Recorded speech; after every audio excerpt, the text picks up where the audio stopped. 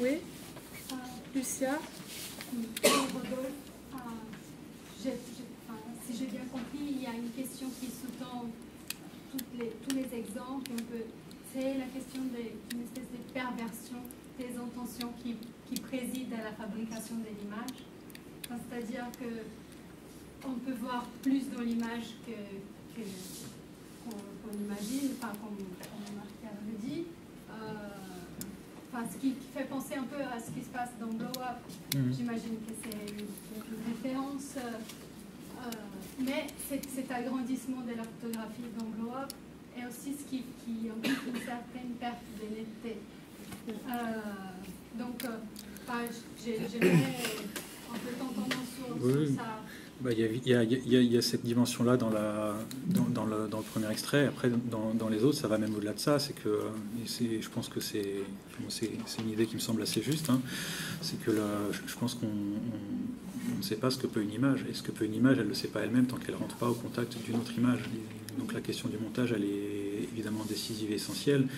Si on la rend impossible de facto pour des questions morales, on condamne ces images à une forme de mutisme, en fait. Donc, même si, évidemment, à partir du moment où on fait parler des choses, on peut les faire parler dans un sens ou dans un autre. Mais donc, je ne parlerai pas de perversion à proprement parler, parce que je ne juge pas les intentions.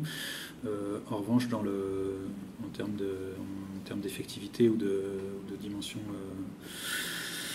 phénoménologique, si je puis dire, même si c'est un peu déplacé de parler de phénoménologie à cet endroit-là, mais je pense que tel que ça marche, il y a quelque chose qui est... Enfin, une image n'a jamais libéré tout ce dont elle est capable, en fait. Et c'est vraiment c'est les histoires du cinéma de Godard qui sont l'affirmation de ça d'un bout à l'autre, quoi. Par le montage, justement. Par le montage, qui est la seule chose que le cinéma ait inventé pour Jean-Luc Godard, quoi.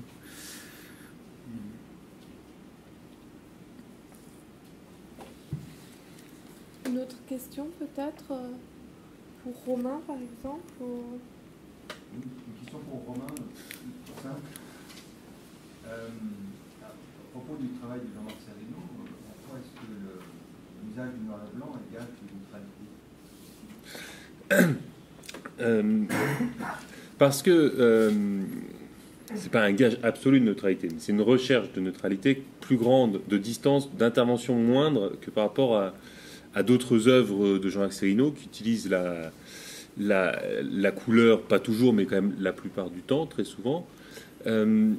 La couleur va vraiment avoir une action de modification, d'action de l'image première qui a été utilisée. Avec le noir et blanc, il diminue cette action. Et alors sur deux points, d'abord parce que Jean-Marc Cervino utilise toujours des photos en noir et blanc, justement parce que la couleur, il veut utiliser des photos en noir et blanc, c'est ce qu'il explique, parce que justement, du coup, c'est lui qui décide de la couleur, il n'est pas influencé par l'image originale. Donc en utilisant du noir et blanc, il utilise les mêmes couleurs que l'image originale. Donc déjà là, on a cette forme de neutralité.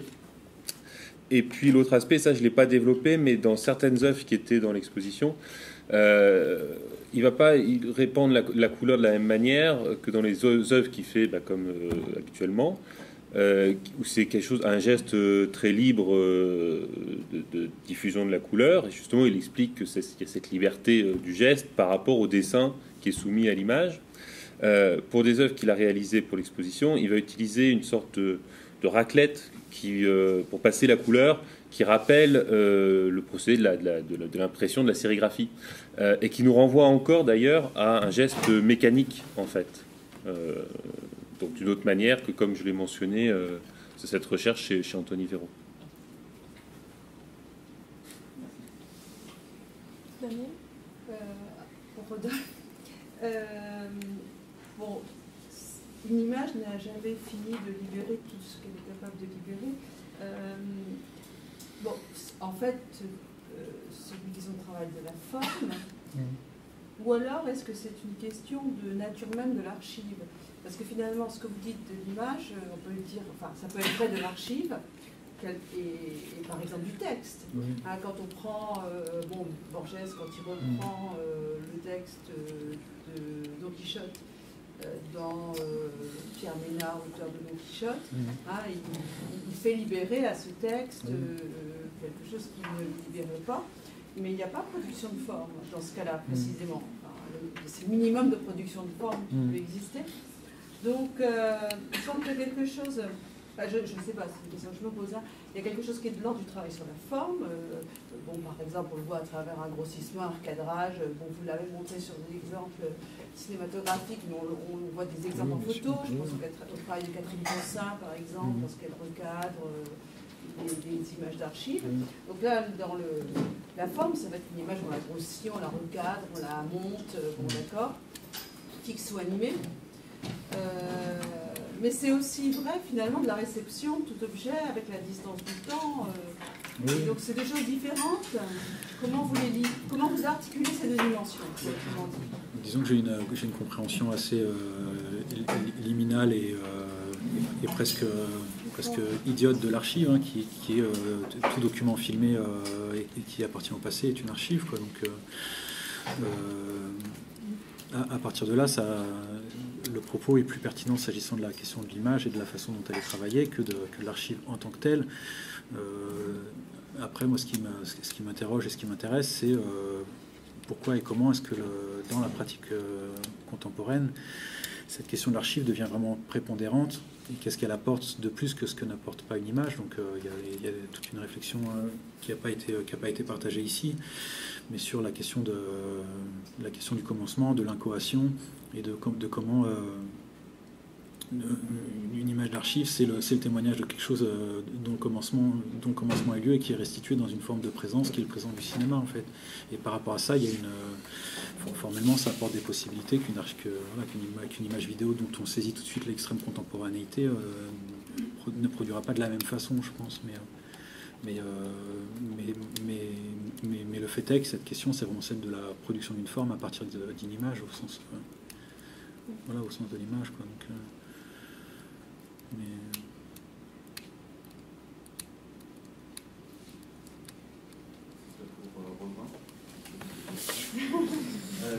En fait, tu as parlé de la mémoire de l'absence, et sans vraiment faire de jeu de mots, je me demande si c'est pas en lien avec justement une certaine impossibilité de l'absence de mémoire. C'est-à-dire l'impossibilité que l'on a justement à oublier et d'être dans une sorte de... C'est pas une obsession de création de mémoire, c'est tout simplement mécanique. C'est Annette Vivorka qui parle de ça, c'est-à-dire cette saturation de la mémoire. Mais cette saturation, elle fonctionne aussi sur un vide qui est la question du sens, en fait, et de la question peut-être, ce que j'ai du langage commun quand je parlais des photographies de Thierry Bernard, la capacité à éprouver, justement ce passage de ce qui serait le document, la mémoire, le document que l'on pourrait transférer dans notre mémoire collective, et la capacité à l'éprouver, à ce que l'événement fasse sens. Et c'est cela la différence entre les deux, et l'enjeu finalement de la représentation. C'est-à-dire que la représentation qui n'est pas simplement de la mémoire, hein, clairement, c'est de passer de du document, de la preuve, ce que je disais, de la preuve à l'épreuve, de la capacité à éprouver un événement qu'on ne peut pas éprouver. C'est toute l'impossibilité en même temps, évidemment. On ne peut pas l'éprouver, mais en tout cas, on peut y trouver une lisibilité, un sens, une signification, un sens, une capacité à le comprendre, à le prendre avec, dans le sens de prendre avec nous dans sa dimension qui dépasse toute dimension. C'est ce que disait Adorno, c'est toute cette difficulté qu'il y a entre c'est la seule tâche finalement qu'il y aurait à la représentation, et en même temps c'est impossible à représenter.